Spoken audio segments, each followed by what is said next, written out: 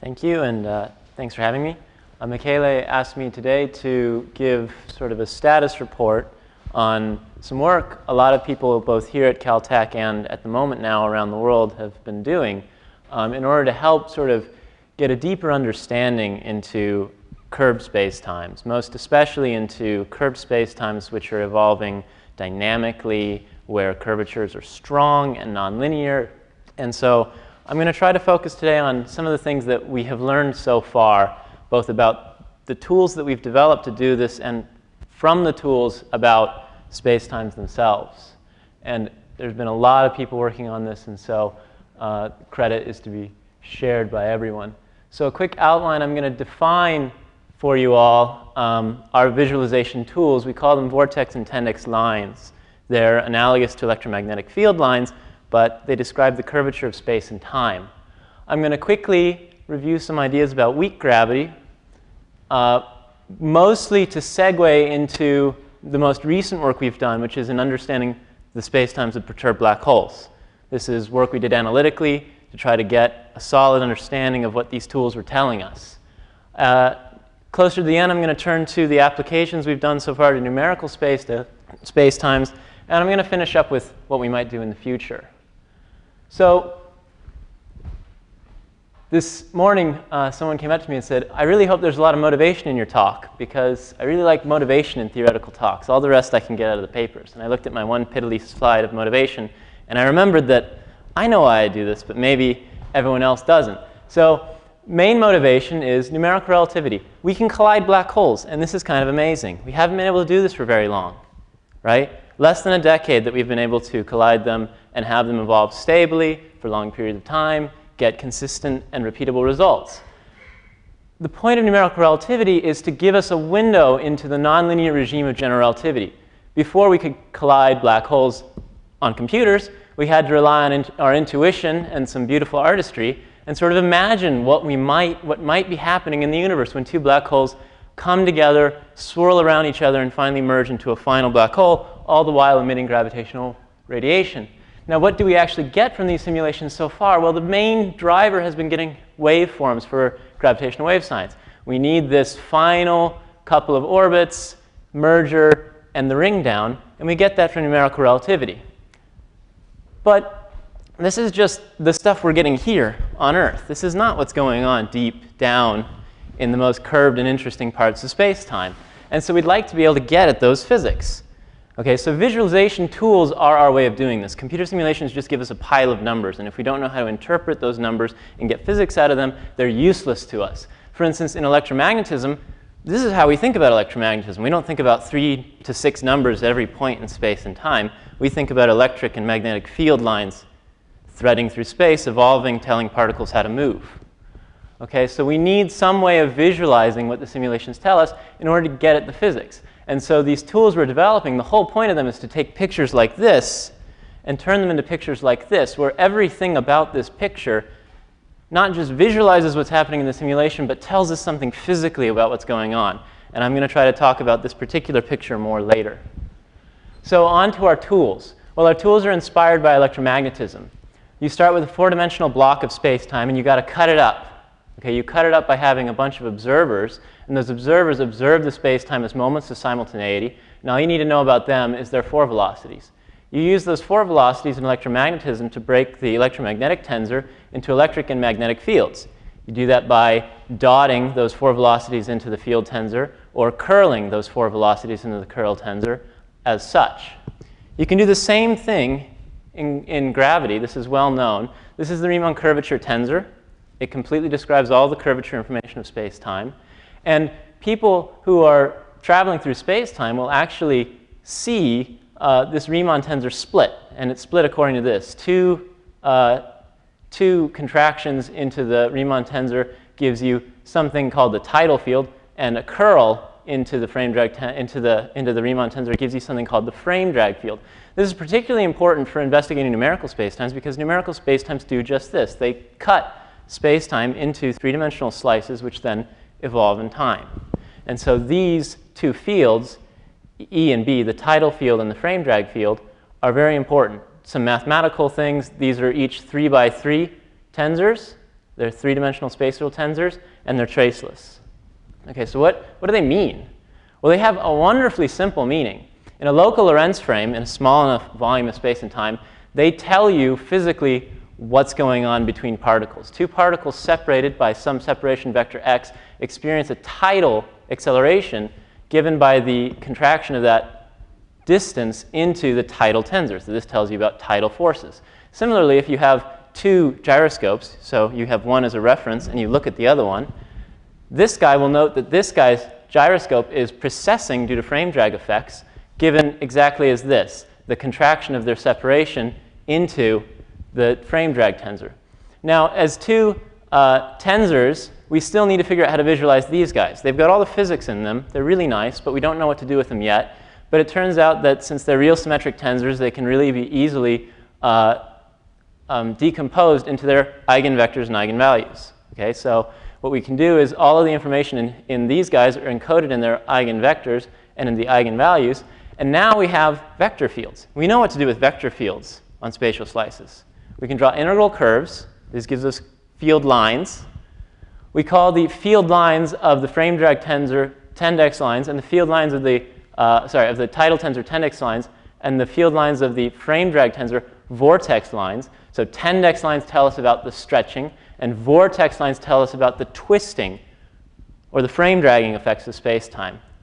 And locally, these lines, there are 6 of them. That makes this a lot more complicated than electromagnetism, but we sort of expected that. The Riemann tensor is kind of complicated all in and of itself. But locally, they give you information about the preferred directions of tidal strain and gyroscopic precession in spacetimes. One last ingredient when we're worried about having black holes, and this is something that plays a key role into our understanding later on, is the idea of horizon vorticity and tendicity. If you've got an event horizon, you've got a naturally defined normal to that horizon.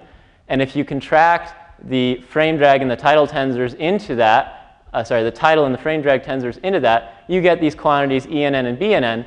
And this describes essentially the tidal force right at the horizon, normal to the horizon, or the frame dragging right at the horizon, normal to the horizon. These are 2 spinning black holes. And what you see here is we're actually visualizing the horizon vorticity. This tells you about the spins of the black holes. This tells you about the frame dragging of the black holes. Whenever a black hole's spinning, it's got these 2 patches of horizon vorticity, each of opposite sign. We'd use blue throughout here as positive, and red throughout this talk as negative values. And for instance, positive vortices tend to twist you clockwise and negative counterclockwise. Okay? And similarly, in a generic horizon, you can have the horizon vorticity tell you about all the kinds of weird things that are going on with it. Simplest example, a Schwarzschild black hole. There's no frame dragging in the space-time. Whenever we deal with black holes, it's important that I note that we use horizon-penetrating slices. We use observers who are allowed to travel through the horizon. If the observers aren't allowed to travel through the horizon, then these lines, they're not going to sample the horizon. These lines are going to pile up in weird ways. So thankfully, all our numerical simulations have observers that pass through the horizon. So the frame drag field is 0. The tidal field we already understand from Newtonian gravity.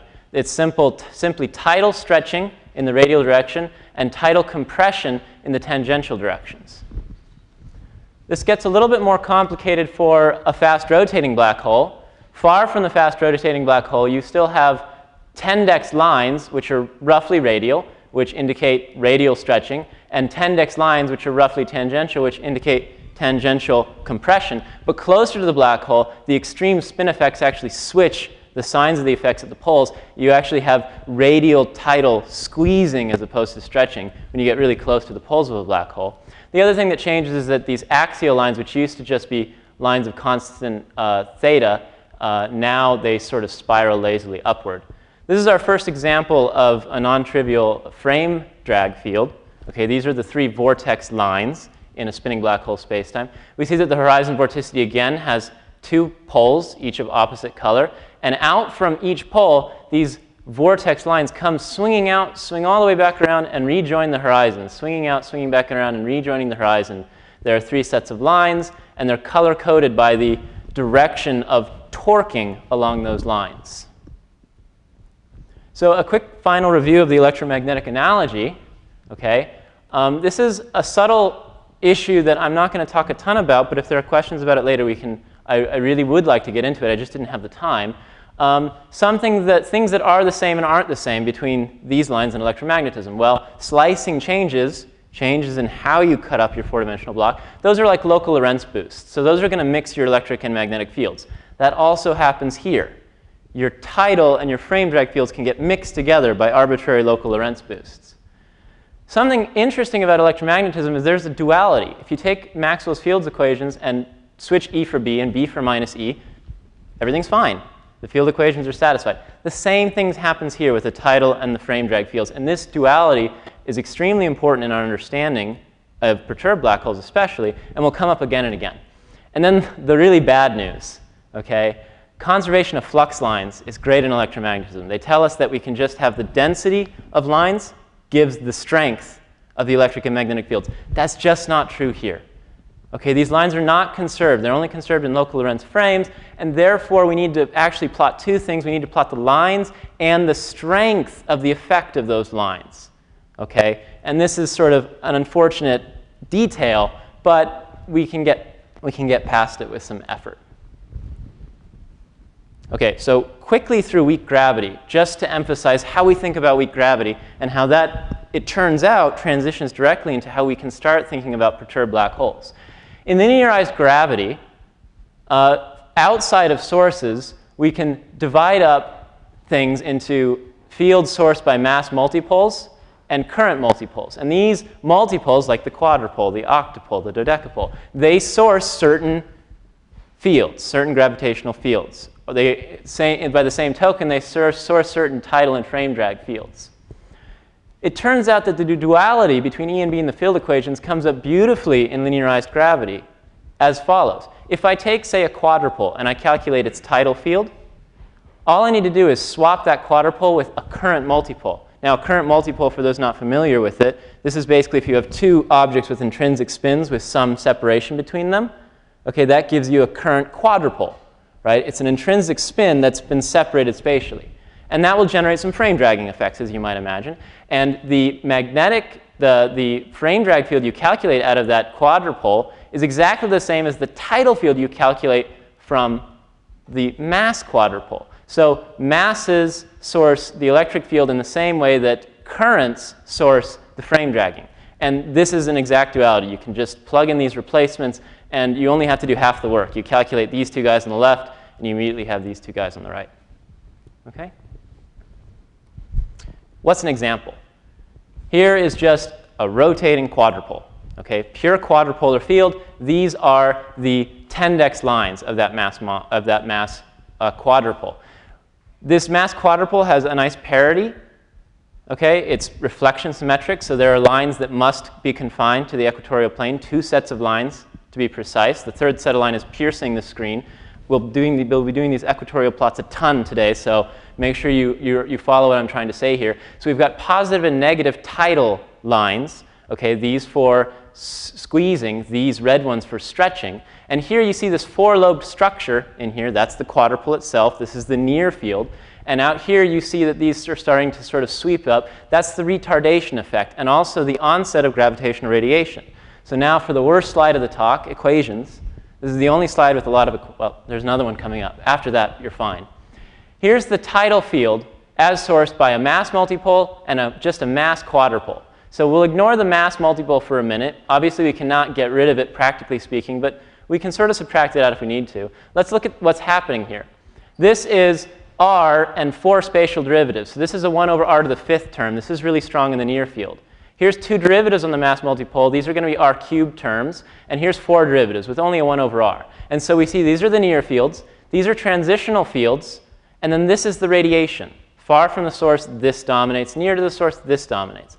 Similarly, the frame drag effects are sourced not by the mass multipole, but by the derivative of that. It's induced frame dragging. We don't have a current pole here. We don't have an S. But the fact that I itself is changing, the mass quadrupole is changing, gives us induced frame dragging. And that appears here and here. Okay? And so going back to this picture, this is where that first term is important. All of the terms become important in the transition zone. And then finally, far away, you're just going to have quadrupolar radiation as you're used to. Let's lift out of the equatorial field real quick just to take a look. It's a lot messier, but it's not so bad. Really close in, we still have a near zone structure that's sort of quadrupolar in nature. The lines close up. And then in the far zone, these lines spiral outward wildly, eventually settling onto spheres and becoming transverse radiation far from this source. Similarly, we've got radial lines, which initially may be important, but out here they become very weak because the tidal stretching radial from an isolated source becomes very weak as you go far away from it. Okay? So I bring up weak gravity only as a transition into perturbed black holes, because it turns out that all the things I've been saying about these multipole moments as sources in the near zone, in the far zone, and as generating radiation, they carry over directly to perturbed black holes. And I think I was talking to Christian Ott about this once, and he sort of said, well, so what? Isn't that what you expect? Well, it turns out that this is actually not the way people usually think about perturbed black holes, which is what makes these visualizations useful. Normally, you deal with black hole perturbations as follows. You get some scalars, which are going to tell you all the information about the perturbations in the space-time. It turns out they obey separable wave equations. You separate them as such. You do a Fourier transform. You break off some angular pieces. These are usually just spherical harmonics. Okay? And then you have a radial piece that you have to solve a usual eigenvalue problem for. It's just a Schrodinger-like wave equation. You solve for that radial piece. It takes this beautiful form, right? Two stretched r derivatives, this r star is sort of a stretched radial coordinate, equals the frequency minus some potential. So your intuition then is waves. Okay? All perturbed black holes are they're waves propagating through the space-time. Okay, they're going to flow in, they're going to go down the horizon, they're going to reflect out. Maybe there are some transient resonances. It turns out that these are there. There's the natural frequency modes of black holes. They're called quasi-normal modes. I'll be showing only quasi-normal modes as we continue. As a quick example, for Schwarzschild, for just a scalar wave, you have a very simple potential. Goes up and goes down, and so indeed you have this picture of scattering, and maybe there are some resonances that can hang out near the maxima. Okay?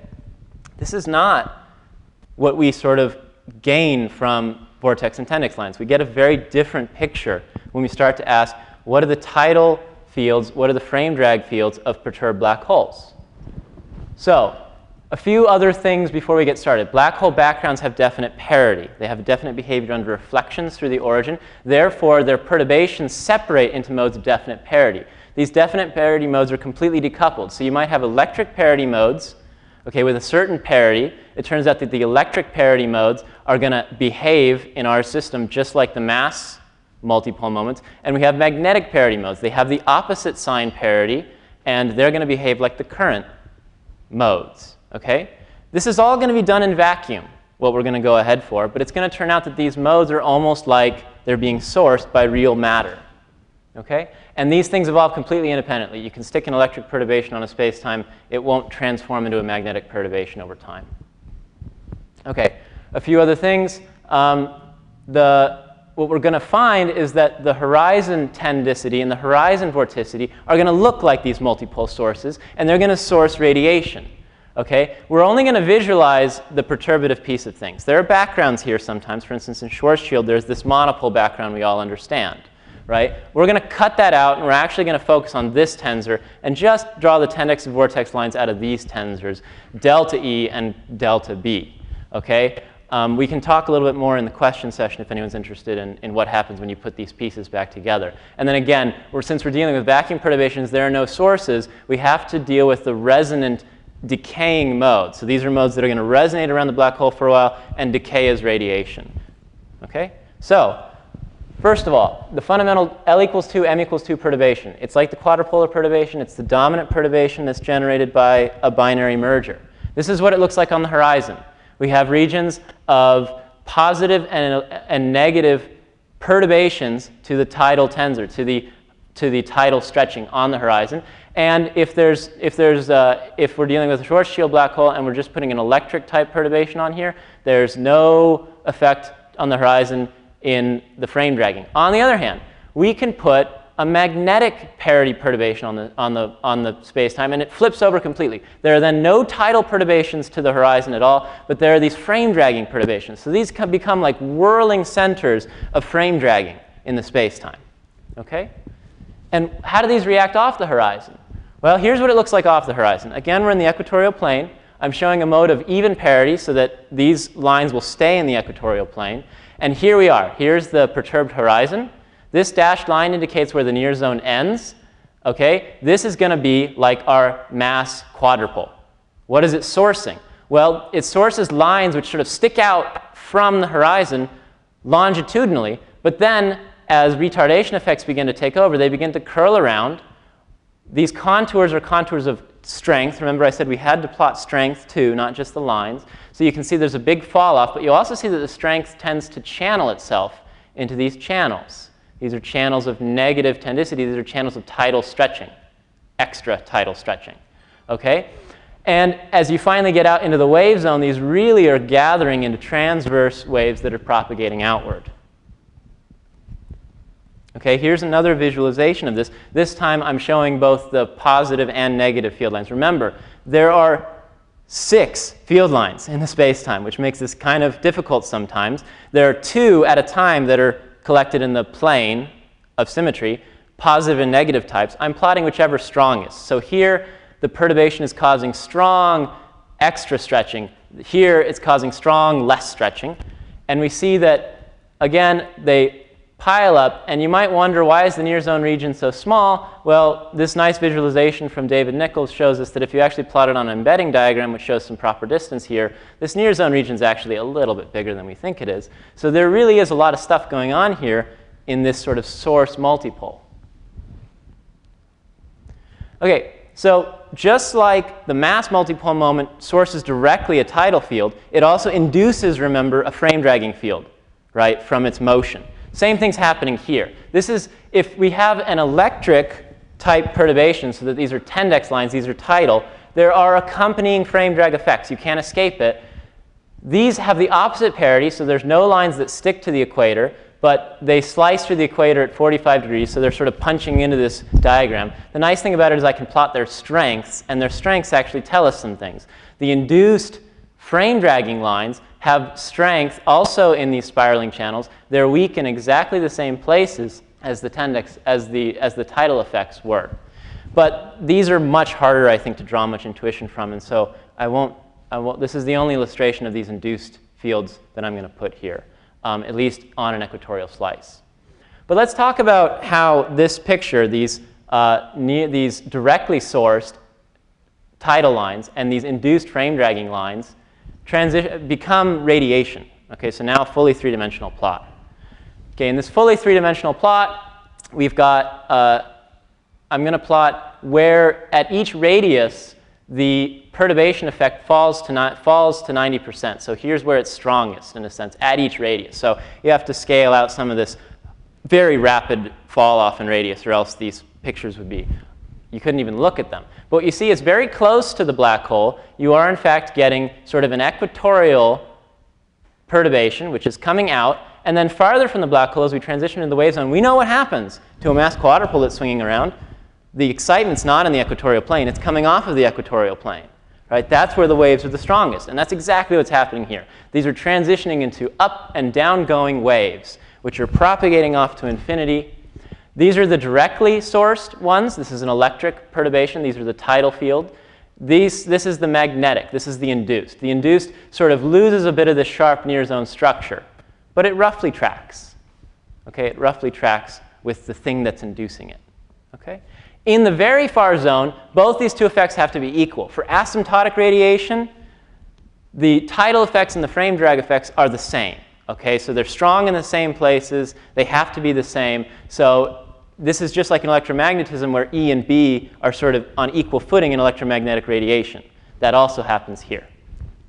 Okay, we can finally talk briefly about the duality that I was mentioning before. There's this duality associated with parity. Just like for the horizons I mentioned before, if we plot the tidal lines associated with an electric type perturbation, and we plot the magnetic lines, the frame drag lines associated with a magnetic perturbation, can't really tell the difference.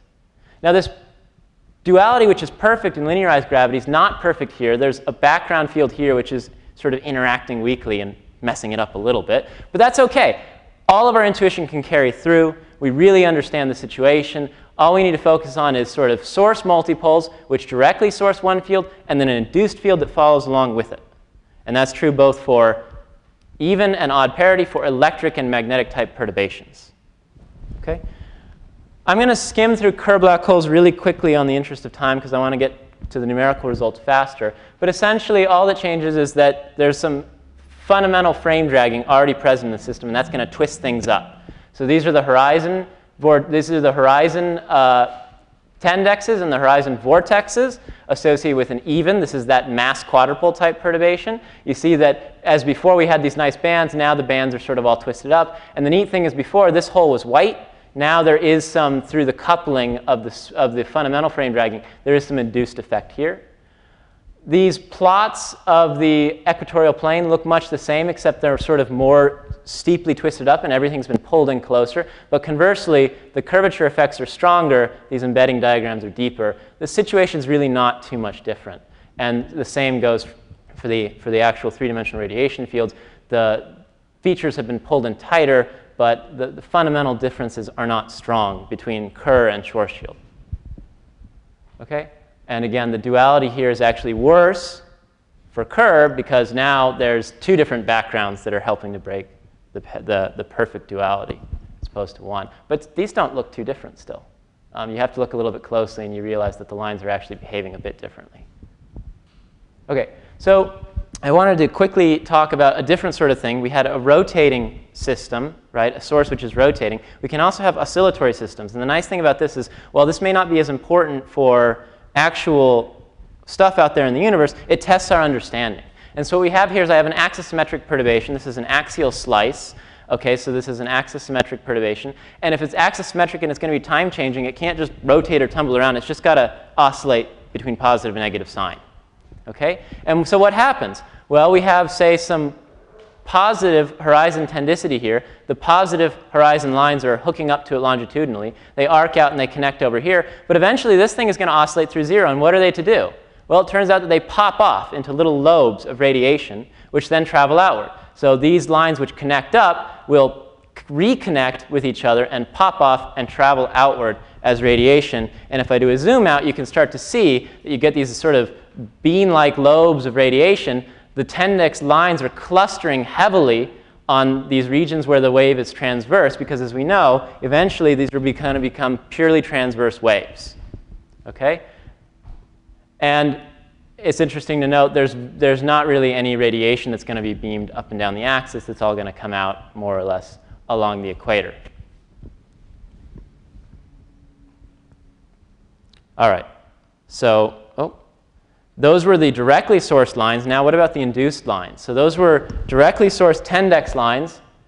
Now the vortex lines induced by this, they're a little bit weird. I bring them up only because they're going to come into play in a numerical simulation I'm about to show. We've got these tori, these axisymmetric tori, and the frame dragging lines are actually going to wrap around and around and around and around them. Okay, this black line is one of those bean-like lobes of tendex lines I showed earlier. And wrapping around and around and around, sort of inside of it, is one single vortex line, which just goes around and around and around. And I can show several of these. And as this lobe travels outward, these things expand outward, sort of like smoke rings, becoming eventually, in the very asymptotic region, a situation that looks like this. These are the tendex lines. These are those beans. Remember, that was an axial slice. So that was one of these slices here. So there's a bean, and there's a bean, and there's a bean, and there's a bean. And then these are the tori. They expand outward. And we can see what's happening here. We have one polarization of gravitational radiation, okay, plus polarized on the equator. Here, actually, the amplitude goes to 0. And then over here, we have rotated by 45-degree angles the frame dragging lines, okay, coming out. And this is typical of asymptotic radiation, where the frame dragging lines are always going to be 45-degree rotated with respect to these lines. Now, these are the lines that LIGO's interested in. These are the tidal lines. So they're the ones that actually stretch things apart and push them together.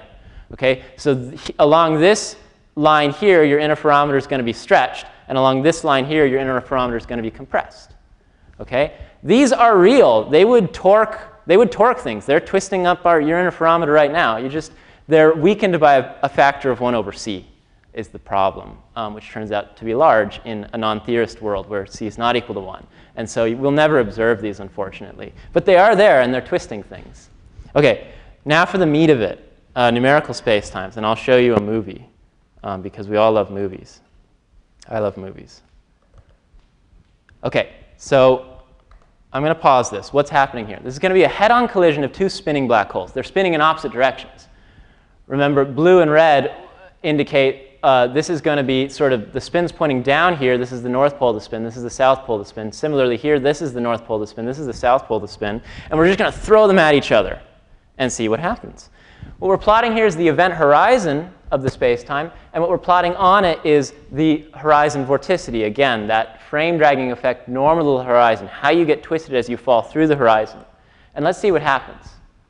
Well, as they come together, they link up into a final event horizon, and these vortexes just transition naturally onto the horizons. This reinforces our picture that these vortexes and tendexes as sources are real physical objects. We can think of them that way.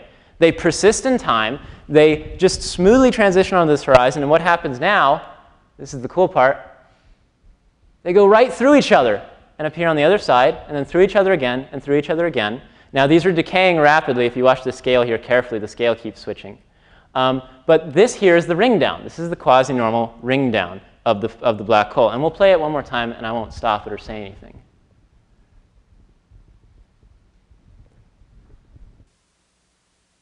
And so what we see is that these vortexes have persistent, oh, that's really bad. I'll fix that in a second. Have persistent behavior, and they sort of slosh through each other. All right, let's get back to the talk. Also, I should check my time. Full screen. Ah, I'm doing good on time. Good. OK. All right, so here's some stills from that movie. OK, this is the before. Two vortexes, the after, the transfer of the vortexes onto the horizon. And then here in this still, we've plotted some of the vortex lines. Okay? These are vortex lines receded by picking lines that were coming off of these vortexes. You see that they arc around and reconnect. Okay? So this blue vortex has those lines. Remember here, if you think back to the Kerr black hole, from each of these lobes, the lines come around and reconnect to the same lobe. They come around and reconnect to the same vortex of the same sign. Here, they're not going to do that anymore. They're going to whirl around and reconnect to the opposite one. So somewhere, as these holes are coming together, these lines are reconnecting with each other, just like magnetic reconnection. And finally here, we're going to have the situation where this line's connected to this line's connected to this line. What's going to happen as these horizon vortexes oscillate through zero? Well, those lines are going to get flung off. So this is a beautiful image that Fan Zhang made. For me, well, for us a long time ago. And it shows exactly this system, but it picks a different line. Okay? Now, if you think back to the axis-symmetric oscillator, remember we had those induced frame dragging lines from the two objects that were coming together. We had induced lines that were coming around on these tori. And those tori were axis-symmetric. Here, we had this hole come in from above and this hole come in from below, but the axis symmetry is broken by the fact that they're spinning and that they're oppositely spinning. And so here we have a torus, which is almost a torus, almost axis symmetric, but then the additional presence of the spin moments is breaking that symmetry, deforming it, and now this thing's actually going to, instead of flinging out these nice axis symmetric smoke rings of frame dragging, it's going to fling off these alternating croissants, as Fan dubbed them, one to this side, and then in a second, one to the other side. And these things are being flung out because, again, these lines are hooking up around here, and then these lobes, as we know, are going to oscillate through zero. These lines are going to peel off and flow outward. One other application that we made early on with these lines was to try to understand, right, the dynamics of the superkick. So again, we understand these lines now, but we want to apply them. We want to figure things out with them. So this was a beautiful simulation that helped teach us what the lines would look like and built some of our intuition. We sort of understand what's going on here. Now we actually would like to solve sort of an unknown problem, or at least a problem where people have had different ideas about. Okay, and this idea is about black hole kicks, and in particular strong black hole kicks. Okay? When you merge black holes together, they tend to have a final velocity. The radiation is not perfectly isotropically emitted, and the final hole recoils from that radiation. Okay? It turns out that people, most notably Campanelli et al., people at RIT, I don't know if they were at RIT at the time, had discovered this really interesting setup where they took two black holes and they laid their spins down in the orbital plane. And then they let them merge. Okay? And sometimes, depending on how these spins were aligned in the orbital plane, for instance, I can rotate this within the orbital plane around by some angle. depending on what that angle was, they could get really large kicks, final kicks of thousands of kilometers per second. This is enough to throw black holes out of galaxies. This is maybe important if we want to understand hierarchical galaxy mergers, thinking about supermassive black holes merging together in galaxies. What if they get kicked out a lot of the time? We have to change our understanding of, essentially, structure formation in the later universe. Okay, so here's an example. These two black holes go around each other, and then the final black hole just gets shot out of the simulation cell. Okay? And the interesting thing about it is that if you turn this angle by alpha, so if you pick some angle alpha here, this kick was proportional to sort of the sine of alpha as you toyed with it. But it wasn't really understood why, necessarily. And so in our first paper on these models, on these lines, we proposed a model for this. Okay? We have our own superkick simulation run in spec. We plot the horizon tendicity and the horizon vorticity on an apparent horizon after the holes merge. And we look at them and we squint for a little while. Okay, and what we notice is that we've got sort of a band this way and a band this way, two different signs. We've got tendex lines of one sign coming out like so, tendex lines of another sign coming out like so. And similarly, the vortex lines are sort of arranged like so, depending on how you arranged those spins, right, when the holes finally merge. And by toying with these orientations of these two final states is actually sort of how you get a kick or less of a kick, more or less of a kick, is by you toggle these spins with respect to this orientation here. And for this ideal situation where you get a really strong kick, what you notice is they're 45 degrees rotated with each other, just like asymptotic radiation. And so your conclusion is that drawing on your understanding of these source multipole moments, what's happening here is you have a mass quadrupole and a current quadrupole, which have been carefully tuned so that they beam radiation. There's destructive interference to one side and constructive interference to one side. Remember, both these two types of moments, mass and spin, mass and current moments, generate radiation. And if we can align them just so, we can get constructive interference and get a big burst of radiation in one direction. Conversely, the black holes will fly off in the other direction. So how can we sort of visualize this? In addition to this study, which we showed that in the superkick simulation, these things did have just the right phasing. Well, you can just take a toy model using a linearized system. Okay? This is what radiation looks like far from just a quadrupole, a mass quadrupole source. Okay? This is the equatorial plane here. It turns out that there are 4 dead spots on the equatorial plane where there's no radiation that's reaching your detector at a given time. And as you expect, the color intensity is stronger in the north and south poles, where most of the radiation is being sent. And then in between these dead spots, there's some radiation coming out along the equator of the binary. Okay? So this is something that's understandable. And importantly, for just a mass quadrupole, these are equal.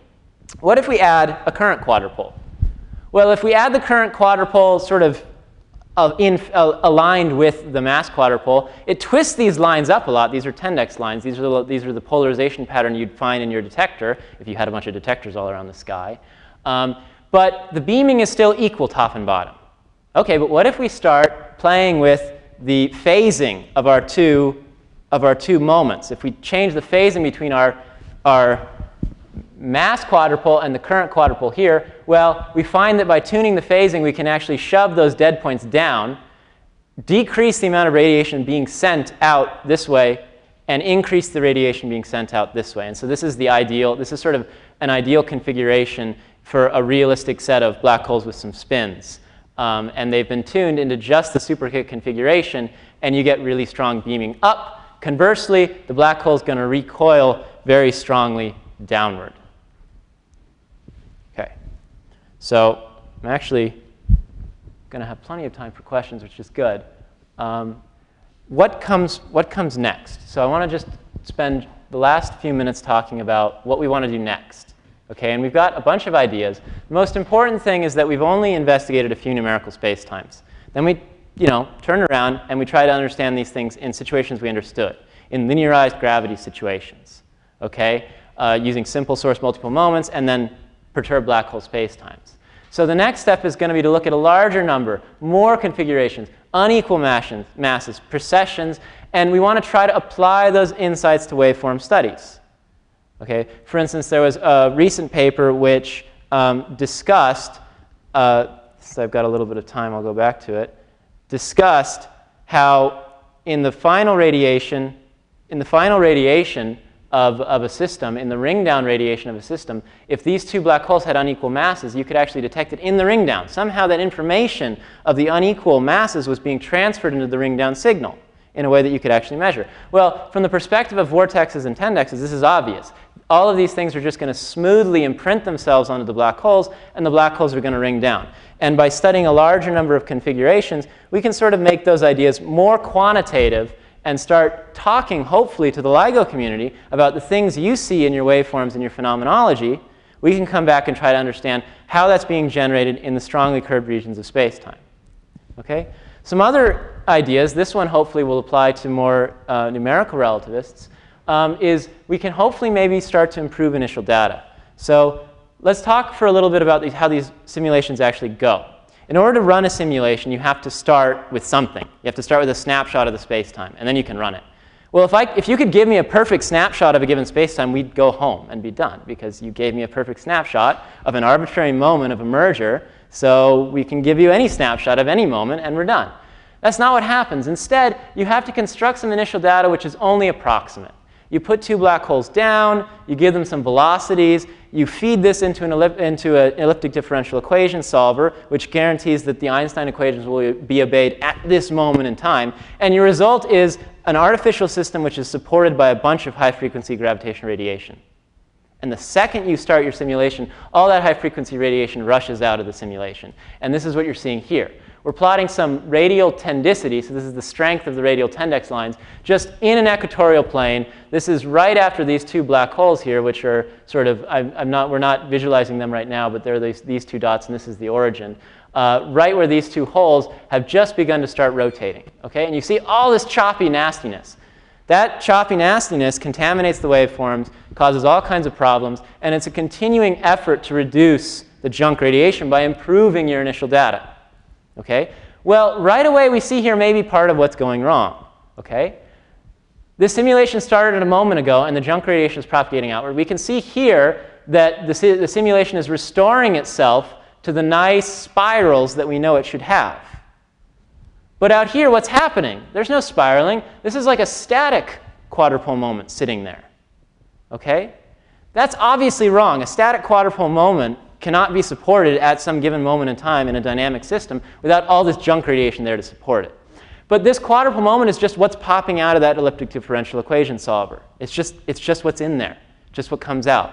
So maybe by looking at these kinds of visualizations and beginning to understand both where the initial data is wrong and how the initial data is wrong, we can apply a correction. We can stick in a command of some sort that says, retard that quadrupole. And then that will reduce this junk radiation. And this image was given to me by Fan again, who made it in the first place from some simulations given to him by Jeffrey Lovelace. So that's one idea. Another idea is to pin down your coordinates. Okay, so I specifically took it out of the talk because I was worried I would go way over time. But there are as I said before, there are gauge issues. By changing your slicing, you mix your E and B fields. Okay? It turns out that so long as your gauge differences are not unreasonable, for instance, your slices always pass through event horizons, and things don't go singular. What we've noticed in various studies is that gauge effects are qualitatively small. They don't make much of a difference. And I've got backup slides if anyone's interested in seeing that. But it'd be nice, in the end, of course, to be very quantitative about this. And in order to compare quantitatively situations, we need to make sure we're on the same footing. And a really nice idea was put forward just this year, again by Fan Zhang and some collaborators of his, John Drew Brink, Jeffrey Lovelace, and Bela Zlagi here. And their idea is that by taking the output of the simulation, you can actually define your set of coordinates by computing certain quantities in the space-time.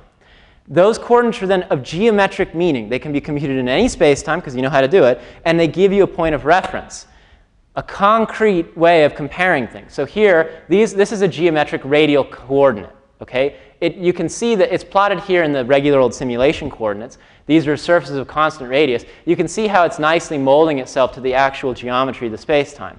Similarly, this is a geometric theta coordinate, right? We should see cones of constant theta in the simulation coordinates, but instead we see these nice ripply staircasey patterns, which are telling you that these two objects down here in the center are rotating around each other, and that the coordinates themselves, which in numerical simulations are solved for dynamically as time goes on, and you don't really have a sense of them, they're sort of also swirling around in this way. Okay? So by figuring out, I mean, you need to take this a little bit further. You need more than just two coordinates, but I think that can be done. By actually laying down a foundation, you could then turn around, compute all your vortex and tendex quantities in a well-understood gauge. Everything can be compared directly, quantitatively, nicely. So this is something I would be interested in seeing happen and interested in working in the future. And I think there's a lot of promise here, not just for vortex and tendex methods, but in general, being able to define a solid gauge is nice. So to conclude, and thankfully giving you guys plenty of time for questions, tendex and vortex lines and their field strengths are a new visualization tool. This idea of splitting into tidal and frame drag fields is not new. It goes back a very long way. But the idea of breaking those into their eigenvector fields, plotting these lines, understanding that these lines have physical meaning, this is new. And it really is only useful and practical in this age of computing and Mathematica and things like that. They're revealing new space-time dynamics, even in familiar situations. Black hole perturbations have been studied since 1957. Okay? And then this year we put out papers saying, we've got a new spin on it. We have a new way of looking at it, fundamentally different than the way people have been looking at it before. Okay? In simulations, they're going to indicate to us how strongly curved regions are interacting and sourcing gravitational radiation. And finally, there are many applications to numerical spacetimes. Who knows, maybe cosmological models of spacetimes. Kip Thorne has advocated using these in certain Bianchi-type spacetimes, which are very chaotic, in order to try to understand what's going on there. I think there's a ton of possibilities for us ahead once we can start looking into our numerical spacetimes and drawing physics out of them. So for all of the images that I didn't credit specifically, they were made by me or taken from these papers, and you can take a look at our work here. Thanks a lot for having me.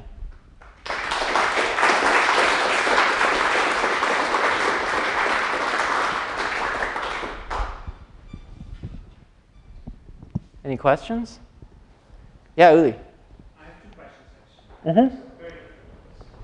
Question one is there a simple, immediate relation between the tendencies and vortices and the human tendency? Yes. Okay. And second question is, how do they look like for a single research logic? So I can actually show those to you afterward. They're not in my backup slides. I might have put them in my backup slides. But I can show you what those look like. So first question, most of the visualizations that are done thus far are done with these Newman-Penrose curvature scalars, which I love them. I mean, I really do. All of my favorite projects that I've done use them heavily. There's some difficulties with them. In order to compute these scalar quantities out of tensors, you have to lay down some sort of basis. You have to lay down a basis, contract your tensors onto this basis to pull out scalar quantities, right? It's like taking dot products with vectors. You have to find something to dot product with. When you do that process of laying down that basis, it's the same in some sense as choosing a slicing, a slicing that you're going to use. And then there's this beautiful quick relationship. There's just a simple matrix which relates each of the components of E and B directly to the Newman-Penrose scalars. And in fact, let's see if I can get there. So for instance, if you're in the asymptotic regime, so that these are just theta and phi, then if you add E plus IB, then this guy is just psi 4. And this guy is I times psi 4. And this guy is minus psi 4. And you can see that if you understand what psi 4 is and how it's constructed from the polarizations. And that's true for everything. Yeah. Any other questions? Yeah. You said at the beginning that it was natural that these three pictures would be much more complicated than an electromagnetic one. Yeah. You could argue the other way. You could say, well, it's, you know, in terms of degrees of freedom, it's 2 per space-time point for both. So, so I think. So you could, well, obviously there's a lot of redundancy in this description. So I was just wondering if you look for a sort of more, and I agree it's pretty analytic, but I was wondering if there's a more economical one. So if what you're interested in is the curvature information, then in vacuum you've got the Riemann curvature tensor, which has 10 independent components. And similarly, when you do the Newman-Penrose visualizations, you have 5 complex things. So it's still 10 things. They're related by the Bianchi. Right. So it's true that there's a lot of redundancy in these things because of the Bianchi identities. However, I think what is different in some sense, what makes this way of looking at it nice, as opposed to two, like if you reduced all of the complications out, you might not know how to interpret what you've got at the end. But if you plot the tidal field, what is that telling you? That actually tells you that if I threw down a pile of dust, it's going to tell you exactly how that dust shears and stretches. Okay, if I threw down a pile of dust, the frame drag tensor tells me exactly how they wrap up. And unfortunately, that way of looking at it essentially still comes in a 3x3 tensor. And so with 5 degrees of freedom in each of those. And so while there are going to be some interrelations, and I think actually you raise a good point, it'd probably be very interesting to look into how the Bianchi identities make some of this visualization redundant. If you just gave me 2 numbers everywhere, I wouldn't necessarily understand the physics any better than using field lines. Yeah, but it's a really good point. Yeah, sure would. I'm not sure I understand how the reconnection occurs. So in electricity and magnetism, the idea is that there's some non-ideal effect going on that like resistivity would allow magnetic field lines to reconnect. Is there anything analogous? Well, I mean, so I'm not actually very well versed on magnetic reconnection, but if you take an ideal conducting sphere or a dipole that just oscillates up and down, I think the field lines tend to reconnect sort of further out into the intermediary zone anyway. I would say that for these pictures, at the linear level, they should be very analogous to E&M. So if you need some sort of breakage of sort of the linearity or the idealness, you'd need that here. However, everything here is essentially nonlinear. The curvature is sourcing itself. And so the possibility that these situations are going to get arbitrarily complicated is always there. The other thing to keep in mind is that this idea of reconnection actually is a much harder question than maybe it first appears, because there's no unique way of following a field line from moment to moment, actually, a particular field line. There's no unique way to do that, even in electromagnetism. And that's also true here. That's why in the movie I ran, wow, what's happening now? No, I don't want to change my color scheme. That's why in the movie I ran, there weren't actually any tendex or vortex lines. It would be useless to plot them. It would be arbitrary. So we're working on this. There are some ideas in electromagnetism for how to track a line from point to point. But if you actually wanted a sense of reconnection, of a line actually connecting onto itself, you need to find some way of actually following a line through time. And I'm not sure what sort of effects would be needed to make that reconnection actually happen.